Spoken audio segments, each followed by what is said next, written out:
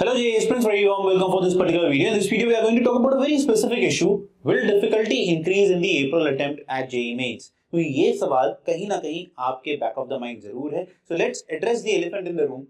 तो मेरा टारगेट है, why don't you check for yourself rather than looking for answers here and there. First of all, let me be very honest that nobody knows what is going to happen in April because we cannot predict future and we are not the ones who are creating the examination. But what I can help you with is bring out data from the past so that you can decide for yourself what is going to happen and stop looking for random videos. So I come up with 2019, 2020, 2021, 2022. Last 4 years which have happened already, both or multiple attempts, the data with you.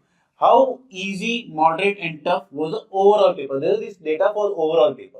What you will analyze here is, in 2019, the toughness was almost similar. 17% overall, 18% overall here.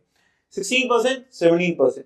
In the 2021, there were 4 attempts, but if you address the first attempt and the last attempt, you will see they were almost similar in every dimension, which makes the sense of attempt 1, attempt 2, which has always happened, 1% here and there.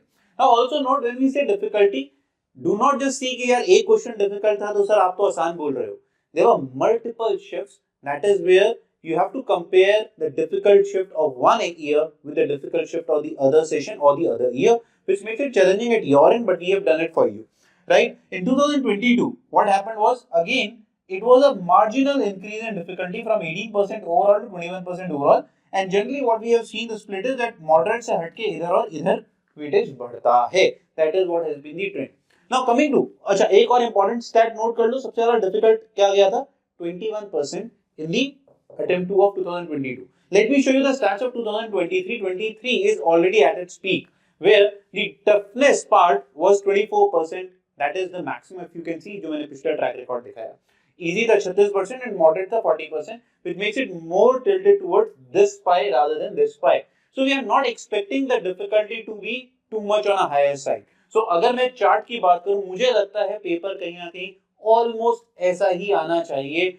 Tough ज्यादा बढ़ने का गुंजाइश नहीं है. We have never gone upward of 21% in the last 4 years. We are already at its peak.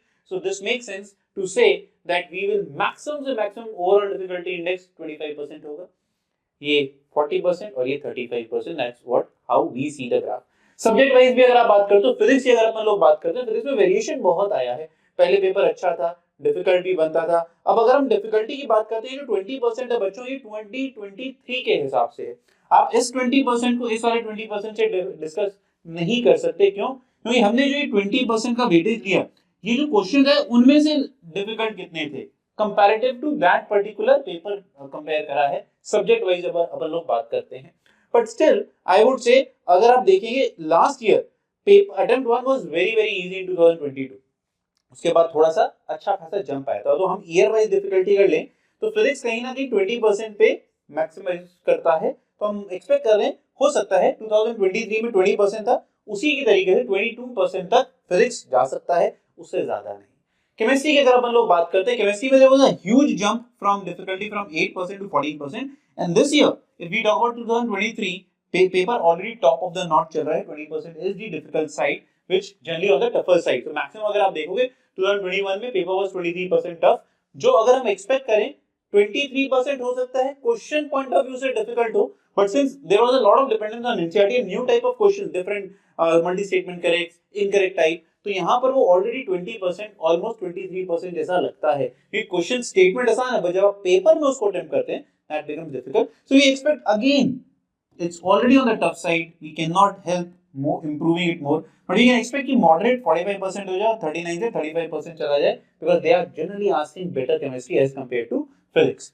Talking about the maths, the last and not the least, talking about the beast, mathematics से paper में जो sudden change आया था 2021, जहां पर paper का difficulty काफी ज्यादा अच्छा कर दिया गया था. तो सडनली पहले 12%, फिर धीरे धीरे बढ़ा 19 से 22 तक आया, और देन एकदम से पेपर का लेवल काफी अप गया 2021 में. शॉक एलिमेंट था 29% का, जो अगर आप देखेंगे 22% कम हुआ weightage, but again coming back last year 29%, 31% tough. We are already at the peak. इस साल भी अगर अपन लोग बात करते हैं, उतना टफ नहीं था जितना 2022 का पेपर था. I agree. व्हाई? बिकॉज वहां पर मॉडरेट लेवल के क्वेश्चंस ज्यादा थे, आसान की अपॉर्चुनिटी कम थी. यहाँ पर देख लो 22, यहाँ 29% इजी पेपर बना था. तो मॉडरेट में गेम ज्यादा खेला गया, वी एक्सपेक्ट कि toughness will be the same, moderate level question बढ़ा दिए जाएंगे, हो सकता है 45 की जगह 50 आ जाए और ये 20 रह जाए, ये एक पॉसिबिलिटी दिखती है अगर वो टफ पे जाए। So this is the overall idea, but अगर आप ओवरऑल अगर अभी भी बात करते हैं, I will come back to my original graph which says difficulty almost overall इतनी रहेगी। तो जिस हिसाब से आप पढ़ रहे हैं उस हिसाब से आप पढ़ते रहिए। I think we have addressed everything with the statistical data, आपको इससे ज्यादा इधर उधर जाने की जरूरत नहीं पड़ेगी। जो आप पढ़ रहे हैं उसे कंसंट्रेट करके पढ़िए, इस मुद्दे को हटा दीजिए कि डिफिकल्टी क्या होने वाली है, बिकॉज ये शिफ्ट टू शिफ्ट भी बहुत ज्यादा वेरी करता है। आपका शिफ्ट आसान आया, टफ आया, nobody knows, but yes be ready for a very similar level. अगर टफनेस की बात करते हैं तो most difficult shift of 2023 and 2023 second attempt, we expect them to be very very similar in the difficulty index. Else हमें लगता है कि हेल्प तो करा ही होगा, बट हमें एक ही टारगेट करना है, पेपर फोड़ना है। God bless, keep working on, do let us know in the comment section what is still bothering you so that we can come up with the statistical data and help you understand queries in a better way. God bless.